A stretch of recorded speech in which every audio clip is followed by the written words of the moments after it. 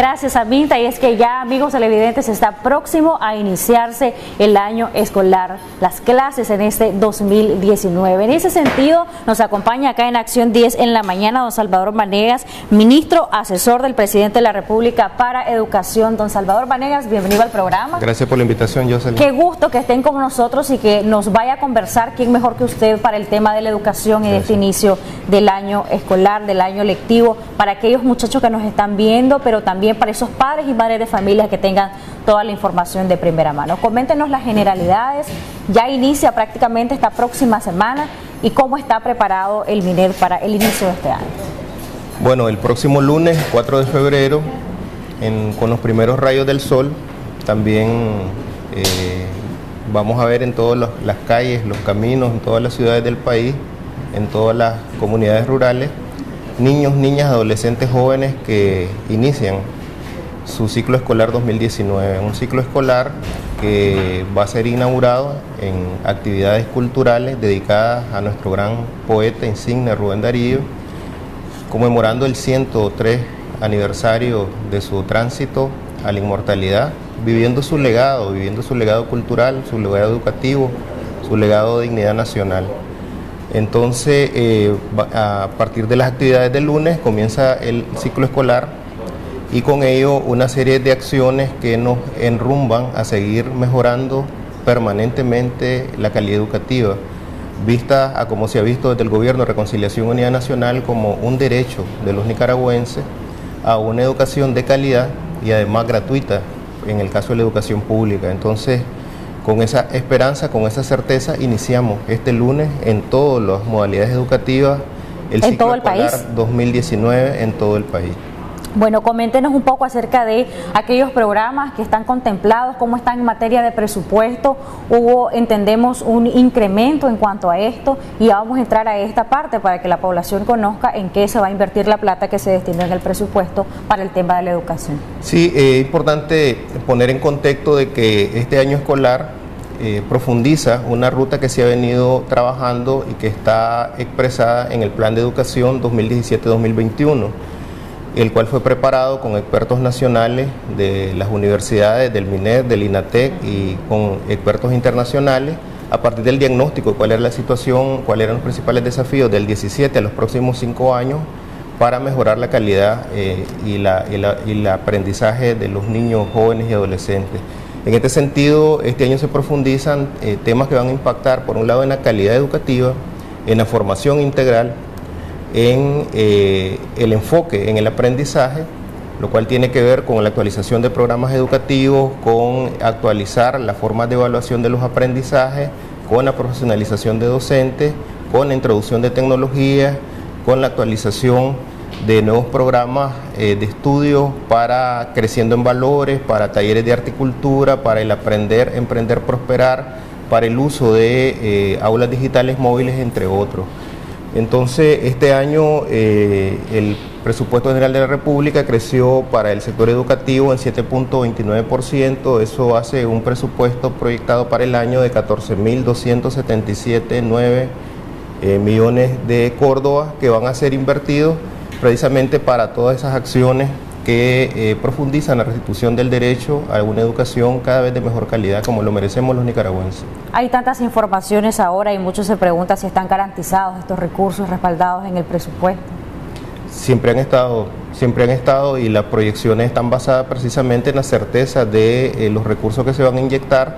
Hay que recordar que gran parte de estos presupuestos son continuidad, por ejemplo, la merienda escolar, la cual ya fue despachada, es una inversión enorme. Los proyectos de infraestructura, los cuales están en marcha. Todos los días estamos anunciando nuevos centros de estudio que son rehabilitados, entregados a la población en condiciones dignas, en condiciones para realizar el proceso educativo, pero además complementados con una cultura de valores en el cuidado de los edificios, en el cuidado de los pupitres, lo cual nos forma como persona, ¿verdad? Un niño, un joven que no mancha la pared, que no mancha el pupitre, también es un joven que no lo va a hacer en su casa, un joven que se edifica pues en su formación. Quiero leerle, Salvador, una publicación en la que se hace referencia a lo que recientemente dijo Alex Bonilla, alguien que trabajaba para el Instituto de Estudios Estratégicos y Políticas Públicas. Él en su momento, cuando se aprobó la parte presupuestaria y se conoció en qué se va a invertir el dinero que está destinado para el Ministerio de Educación, dijo algunas cosas y quiero compartírselas para que aquí es mejor que usted conteste a la población en cuanto a estas aseveraciones. Alex Bonilla, a nivel general, dijo que el gobierno está garantizando la continuidad de los programas que el MINED viene ejecutando en los últimos años, como el mejoramiento de ambientes escolares, pero a juicio de él la contratación de maestros no es muy significativa. El Ministerio de Educación en los últimos años ha congelado el número de plazas que se presupuestan. 500 maestros son los que normalmente se han venido incluyendo como nuevas plazas en los últimos 8 años. No obstante, en el contexto de la actual crisis del país, el MINED tiene una deuda por el número de plazas que ha suspendido por, según él, incriminar a los maestros de actos de terrorismo. Y se lo leo y le digo siempre, según él, bueno, su opinión al respecto. La verdad es que esto funciona de la siguiente manera, ¿verdad? Sale alguien, entre comillas, experto en educación, diciendo ese disparates y muchas veces falsedades. Esas falsedades después alguien las asume como que fuera no el mundo virtual, sino el mundo real y comienza a decir, ay Dios mío, ¿por qué hacen esto? Sí. Entonces funciona de una falsedad o una manipulación, una mala intención o ignorancia, en el buen sentido de la palabra, pasa eso a aceptarse como realidad y actuarse en respuesta a esa realidad fabricada. La verdad es que cada año se han estado contratando nuevas plazas, además de lo que son las rotaciones normales. Todos los años hay docentes que se enferman, hay docentes que se jubilan, hay docentes que cometen faltas graves y son despedidos. Pero no hay despidos justificados. El tema es que todos los años, además de esas rotaciones, sí, porque lo han querido confundir a propósito, esas plazas están, entonces él se llama el ordinal. Ese ordinal es repuesto, pero esos recursos están. Además de eso, en el presupuesto general de la República 2019 hay 500 nuevas plazas. O sea, una cosa es la rotación y otra cosa son las nuevas plazas. Y después existe toda la manipulación alrededor de politizar y manipular el tema de la salida de algunos docentes. La verdad es que hay docentes, muy pocos, pero que sí cometen faltas graves, ¿verdad?, contra los niños, o en falta de disciplina y en asistencia, etcétera, y se hacen rotaciones. Pues eso sucede en todos los países del mundo y todos los años. Además de eso, pues lo dejo claro, hay 500 nuevas plazas, las cuales ya están en proceso de contratación y ubicación en la nueva organización escolar. De ellas una buena parte son precisamente para dar clases en inglés como segundo idioma, que es un programa que iniciamos el año pasado por orientaciones del presidente Ortega, para darle formación integral a esta generación de niños, niñas, adolescentes y jóvenes, y que no solo aprenden conceptos, sino desarrollan talentos y habilidades, entre ellos el inglés comunicacional. Entonces, ¿qué se hizo? Se licitó, independientemente de su posición política, creencia religiosa, posición social, se licitó a docentes que aplicaran, y se les aplicó una batería de test. El puntaje más alto era que dominaras el idioma. Sí. Incluso se priorizó, si vos dominabas el idioma y no eras docente, se te contrató y se lleva un programa especial de formación de docentes, de tal manera que comienza por el dominio del inglés a capacitarse en la metodología y a la vuelta de 2 años va a ser además un docente que se le certifica con competencias docentes. Esa es parte de los nuevos 500 docentes. Además se están incrementando nuevos docentes en otras materias como matemática, química, sociología, dependiendo del crecimiento de la matrícula, que es otro tema. Pues la matrícula ha venido creciendo año con año, ha venido creciendo aproximadamente un 4% anual. Los niveles de permanencia se han elevado, en primaria son altísimos, esa es la realidad. Pues los indicadores están ahí, ¿verdad? Son incuestionables de que estamos avanzando. Nos falta mucho, por supuesto, nos falta mucho, ¿verdad? Este es un proceso que comenzó con un sistema educativo que estaba muy afectado en sus temas de cobertura educativa, de calidad educativa, y que ha venido mejorándose permanentemente, y lo reconocen pues organismos serios internacionales que más allá pues de intereses políticos pueden afirmar qué pasos se han dado en Nicaragua. Y este año va a ser un año trascendental. Hay varios temas que nos apuntan a que este año va a mejorar aún más la calidad educativa. Incluso a finales de año, en el último trimestre, vamos a tener una evaluación internacional que está preparada por UNESCO en varios países. Nicaragua está participando y los resultados se publicarán el próximo año, y seguramente ahí se van a ver los avances que vamos teniendo y también los desafíos, ¿verdad? Porque este es un tema que nos convoca a todo el país. El desarrollo social y económico del país tiene un techo, y es el desarrollo de su educación. O sea, vos querés desarrollar más allá el crecimiento de la riqueza del país con justicia social y vas a tener que elevar los niveles educativos. En eso todos estamos de acuerdo y eso nos debe convocar pues como nación. Claro.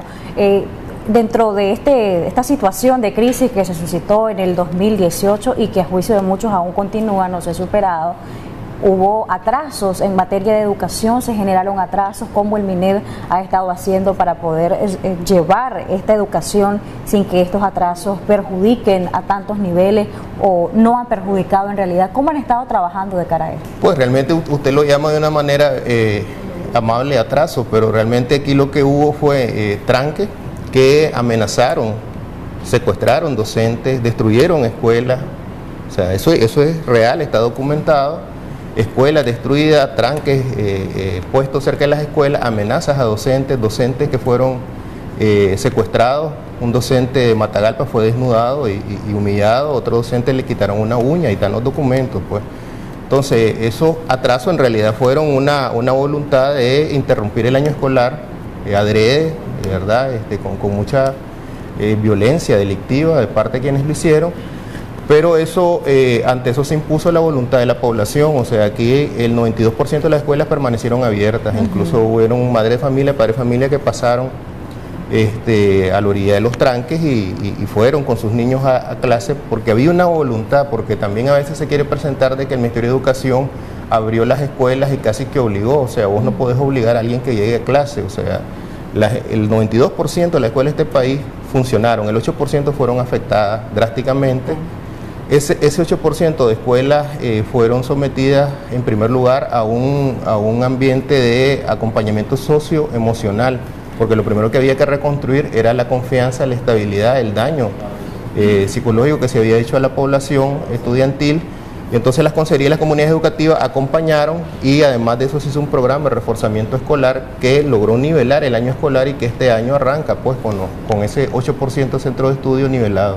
Ahora, en el caso de la Costa Caribe hay elecciones regionales, va a haber afectación en cuanto al año escolar allá en esa zona de nuestro país. ¿Ya tienen contemplado ustedes? Ahí hay dos temas, ¿verdad? Uno, la Ley General de Educación establece el sistema de educación regional autónomo. Entonces las decisiones son coordinadas, pero la tiene que tomar el CEAR. Sin embargo, ningún proceso electoral, ni siquiera el nacional, ha interrumpido clases, ¿verdad? Las votaciones se hacen en fin de semana y los niños y jóvenes reciben clases hasta el viernes y el lunes nuevamente arrancan. Pues no creemos que vaya a haber ninguna afectación escolar por las elecciones del Caribe. Tengo dos preguntitas antes de finalizar, no sé por qué me piden se las hagamos. Uno es la propaganda que a juicio de muchos existe, la propaganda gubernamental que a juicio de muchos existe en los centros de educación, y lo otro es hablar un poco acerca de la seguridad de sus puestos de trabajo que pueden tener los maestros, porque la crisis económica, por un lado, que algunos sectores sostienen que aún existe y que es fuerte, puede tener repercusión, digamos, en las plazas laborales a nivel no solo del Ministerio de Educación, no solo de las instituciones del Estado, sino también